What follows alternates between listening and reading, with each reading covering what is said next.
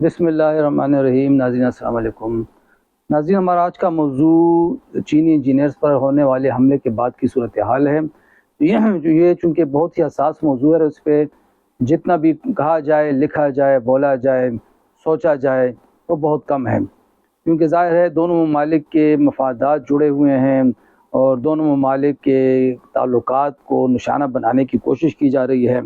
یہ جو حالیہ حملہ جو شانگلہ کے علاقے بشام میں ہوا، جس میں 5 چینی انجینئرز مارے گئے، ایک پاکستانی ڈرائیور بھی جاں بحق ہوا، اس کے بعد سے یہ ایک تاثر پایا جاتا ہے کہ چین اس وقت شدید اشتعال کے عالم میں ہے، یا شاید وہ بہت غصے میں ہے۔ یہ بھی دعوے کیے جا رہے ہیں کہ چین کو پاکستان کی تحقیقات پہ اعتماد نہیں، اس لیے گزشتہ دنوں چین کی اعلیٰ سطحی تحقیقاتی ٹیم پاکستان پہنچی تھی، جس کی قیادت انٹر ایجنسی ورکنگ گروپ کے ایک سربراہ کر رہے تھے، جن کا نام بائی تیان تھا، اور جو ڈپارٹمنٹ آف ایکسٹرنل سیکیورٹی کے ڈی جی بھی ہیں۔ انہوں نے آ کے پاکستان میں سیکرٹری خارجہ، وزیر خارجہ، وزیر داخلہ سے ملاقاتیں کی،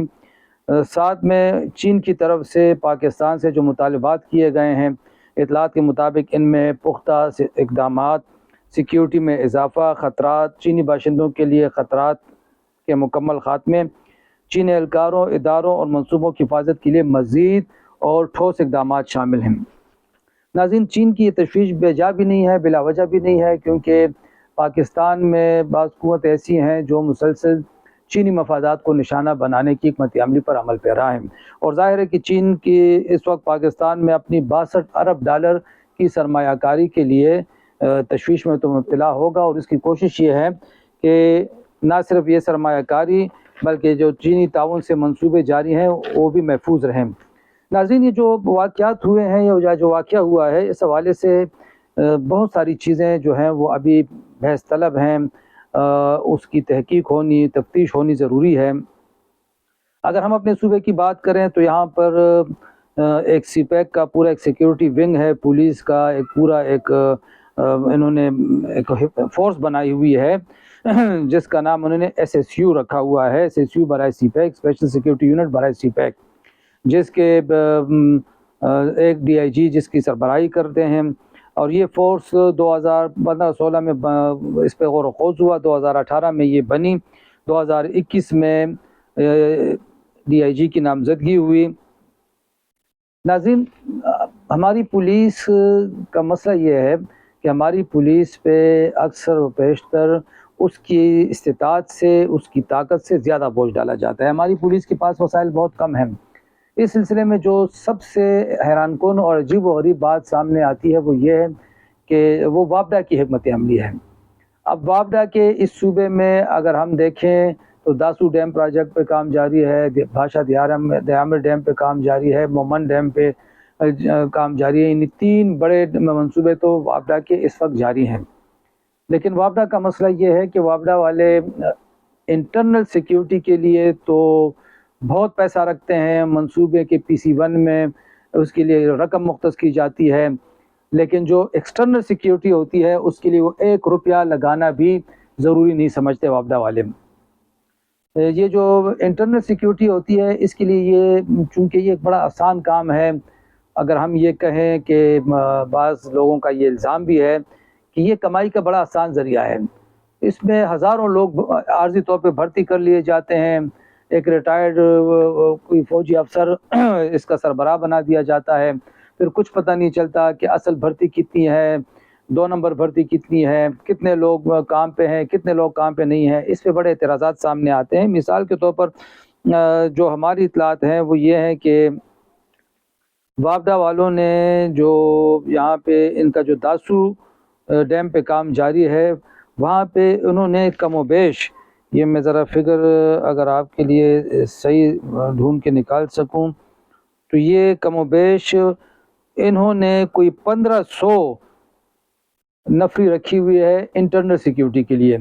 جن کا کام پروجیکٹ کی جو حدود ہیں جہاں پہ کام ہو رہا ہے اس کے اندر سیکیورٹی کو یقینی بنانا ہے۔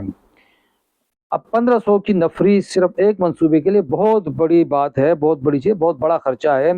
لیکن مسئلہ یہ ہے کہ جو ایکسٹرنل سیکیورٹی ہوتے ہیں، جب یہاں پہ جو چینی انجینئرز کام کر رہے ہیں ان کی جو آمد و رفت ہوتی ہے پشاور، اسلام آباد، ایبٹ آباد یا کسی بھی جگہ جانے کے لیے، تو پھر یہ ڈیوٹی بند لگا دیتے ہیں کہ خیبر پختونخوا پولیس کی کہ جی ان کو آپ سیکیورٹی دیں۔ اب سوال یہ ہے کہ سیکیورٹی مفت میں دی جا سکتی ہے کیا؟ اور کیا وابڈا والے جب انٹرنل سیکیورٹی کے لیے پیسے رکھتے ہیں تو کیا وہ ایکسٹرنل سیکیورٹی کے لیے پیسے نہیں رکھ سکتے؟ یہ بہت سے تجزیہ نگار آج کل اس پہ سوال اٹھا رہے ہیں، اور میرے خیال میں اس پہ ضرور بحث ہونی چاہیے، کیونکہ وابڈا والوں کا یہ کہنا ہے کہ جی یہ سیکیورٹی جو ہے یہ قومی مسئلہ ہے اور سب کو مل جل کر اس پہ کام کرنا چاہیے، لیکن پھر سوال یہ ہے کہ انٹرنل سیکیورٹی بھی کیا کوئی قومی مسئلہ نہیں ہے؟ اس کے لیے وابڈا کیوں الگ سے رقم مختص کرتا ہے؟ ایک اندازے کے مطابق جو ہماری police force S S you برائے سی پیک غالباً 6 سے 7 ہزار اہلکاروں پہ مشتمل ہے، اس پہ بہت زیادہ خرچے ہو رہے ہیں ہمارے صوبے کے، اور اس وقت اس مد میں اگر ہم صرف پیٹرول اور دیگر آمد و رفت کی بات کریں تو اس مد میں وابڈا کے ذمے صوبے کے تقریباً 1.6 ارب روپے واجب الادا ہیں، جو اس نے صرف پیٹرول اور دیگر آمد و رفت کی مد میں صوبے کو دینے ہیں۔ اور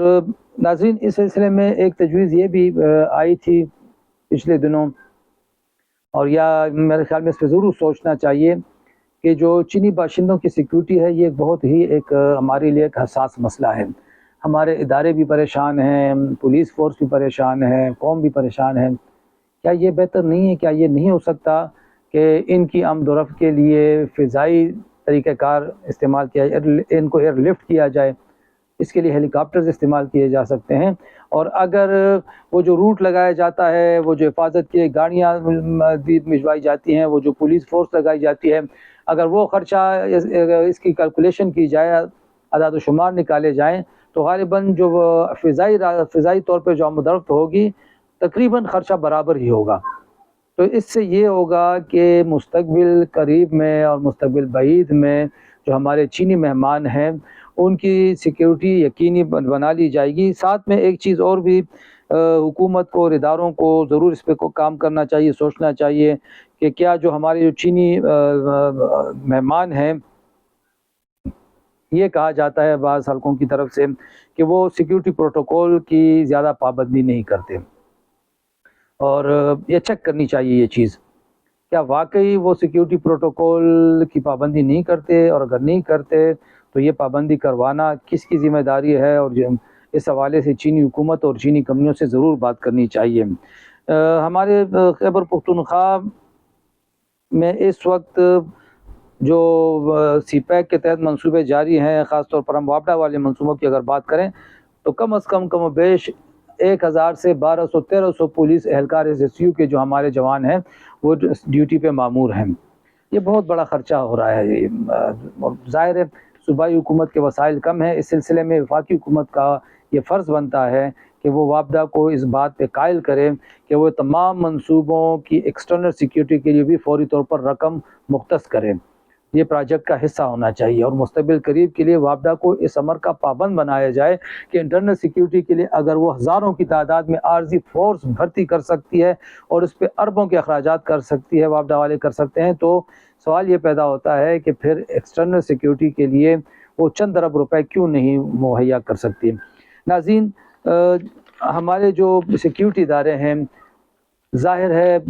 ملک کو جو چیلنجز درپیش ہیں، جو خطرات درپیش ہیں، وہ صرف ملک کے اندر یہ جو چند پروجیکٹس پہ کام جاری ہے صرف ان کے لیے نہیں بیٹھے ہوئے ہیں۔ انہوں نے جو چاروں صوبوں میں جو پراکسیز جاری ہیں ان کا توڑ دیکھنا ہے، انہوں نے ظاہر ہے جو بیرونی ملک سازشیں ہو رہی ہیں، خارجہ محاذ کو دیکھنا ہے، بہت ساری چیزیں دیکھنی ہیں۔ تو ایسی حکمت عملی اختیار کی جانی چاہیے کہ جو